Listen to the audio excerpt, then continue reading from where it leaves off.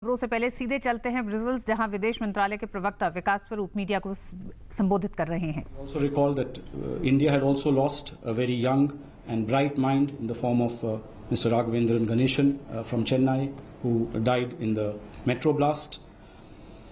He said that India was very keen to build closer relations with the EU in areas such as trade, technology and tourism. India, he said, is the world's youngest country.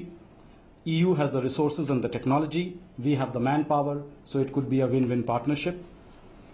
The MEPs, of course, lauded the vision of Prime Minister Modi for making India into a more progressive and modern nation. They said that they were in sync with Prime Minister's economic vision and the various flagship programs that he had launched. Some of them raised issues such as retrospective taxation, to which Prime Minister replied that this was an old issue. Finance Minister had already given an assurance in Parliament, and there were two pending cases which were sub judice, one of which a judgment had also come, which in fact had paved the way for a resolution. So he said that please do not have any concerns regarding such issues. These are old issues. There was also some discussion about implementation, to which Prime Minister said that his government, in fact, was known as a government which implements policy decisions. He said that we do not just announce things, we first prepare a careful roadmap, and only after that we announce those things. There was some discussion about Britain remaining in the EU or not, where the one MEP was in favor of Brexit, one was against Brexit. Prime Minister said, well, this is an internal matter for Britain and for the people of Britain to decide. As far as we are concerned, we want ever closer relations between India and the EU.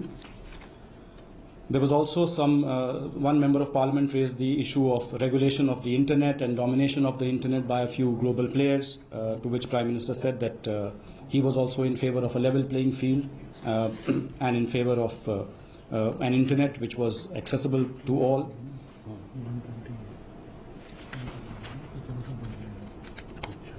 And then, of course, Prime Minister talked about the various investment opportunities in India.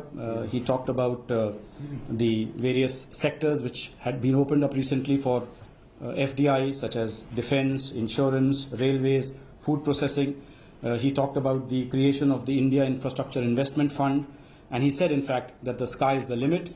There was also some discussion on cultural issues, and Prime Minister said that at a time when the world was increasingly being divided, yoga had emerged as a uniting force. It was a force for wellness and well-being, and in fact, through yoga, people of the world had been able to come together.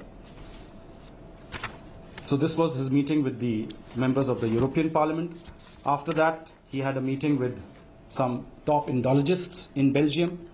Prime Minister lauded them as ambassadors of our distinct culture, literature, and artistic traditions. In fact, he said that he was aware of their deep-rooted interest in cultural and literary heritage and their efforts to propagate them. He lauded their positive contribution, which had promoted a better understanding of India in the Western world. And he, in fact, admired their love, interest, and devotion to Indian art and culture. There were various people there. Somebody was doing research on Sanskrit literature, somebody was doing research on Indian dance forms and things like that. And in fact, he also conveyed his heartiest congratulations to all of them, and particularly to Dr. Verbeek from the University of Ghent, who was awarded the Vishwa Hindi Samman at the World Hindi Conference in Bhopal last year. He also spoke about their specialization in subjects such as studies of Indian religion, Jainism, Buddhism, and on the whole gamut of Indian languages like Sanskrit and Pali, etc. And in fact, the Indologists, of course, were very keen to meet Prime Minister. They said that they feel that India is their real home, and they get a very warm welcome whenever they come to India. And they, in fact, stressed on creating more people-to-people linkages between India and Belgium. So that was the meeting with the Indologists. After that, as you know, Prime Minister left for official engagements, which he began with a visit to the Malbec metro station, which was, as you know, the scene of the terrible terror attack. Prime Minister laid a wreath there. The Deputy Prime Minister and Foreign Minister of Belgium was also there in attendance. and Prime Minister reflected on the fact that both India and Belgium had been battling the scourge of terrorism. This was a scourge which now knew no national boundaries and needed for the entire world to unite to face this menace.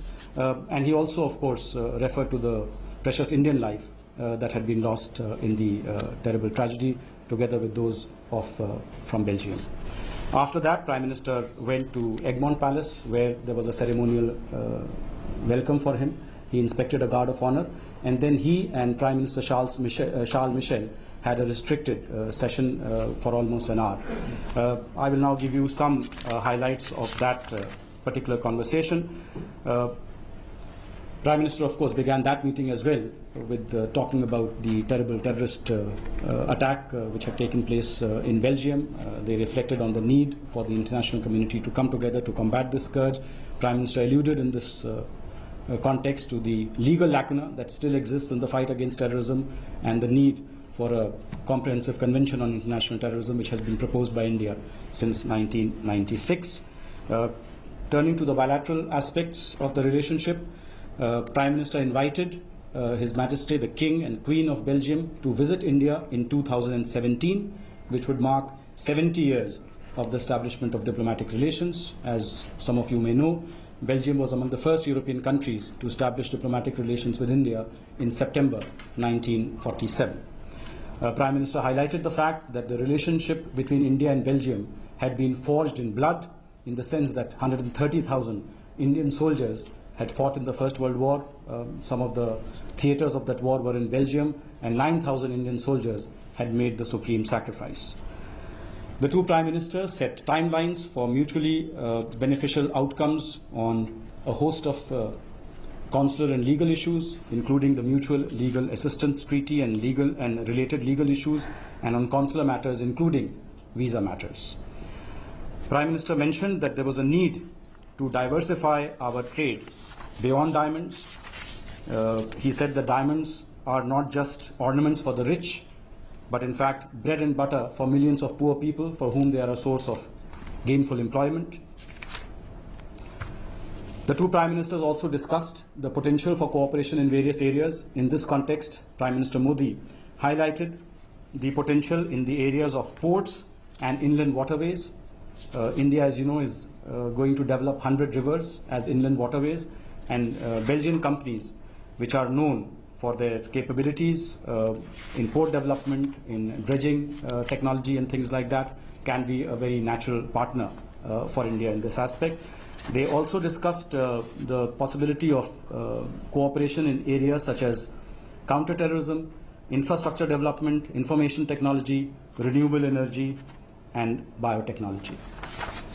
After that meeting, as you know, Prime Minister met a lot of Belgian CEOs. These were leading Belgian CEOs from a whole host of sectors, logistics, ports, IT, etc. And then Prime Minister gave an address to the Belgian industrialists who were there. You can look at my Twitter handle to see some of the comments that Prime Minister made during the luncheon remarks. And after that, a very important activity happened. That was the launch, the remote technical activation of the 3.6 meter Devasthal optical telescope. Now this, as you know, is the largest fully steerable optical telescope in Asia. And Prime Minister, in fact, devoted considerable time and attention to this during his remarks at the press conference, because he felt that this really showed the tremendous potential that exists between India and Belgium if both countries applied their mind to it. Not only it is a project in the area of science and technology, but also it has lots of private players. So in a sense, it's a win-win partnership which shows the potential. That's even the sky is not the limit, as Prime Minister said, for Indo-Belgian cooperation. So I think I will stop there. If you have any questions, I'll be happy to take them pertaining to this visit.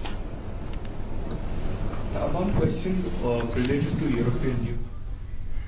तो ये आप देख रहे थे Brazil से सीधा प्रसारण। विदेश मंत्रालय के प्रवक्ता विकास स्वरूप थे जो मीडिया को ब्यौरा दे रहे थे। प्रधानमंत्री नरेंद्र मोदी के दिन भर के कार्यक्रम के ब्राजील्स में प्रधानमंत्री तीन देशों की यात्रा पर हैं, जहां वो बेल्जियम की राजधानी ब्राजील्स में आज हैं।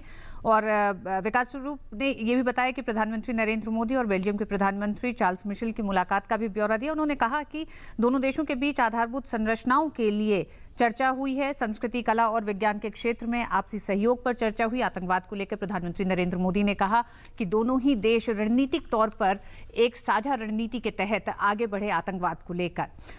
तो ये थी खबरें ब्राजील से, और लगातार हम ब्राजील से आपको सीधा प्रसारण भी दिखाते रहेंगे और समय समय पर जो खबरें आएंगी उसको भी आप तक लाते रहेंगे।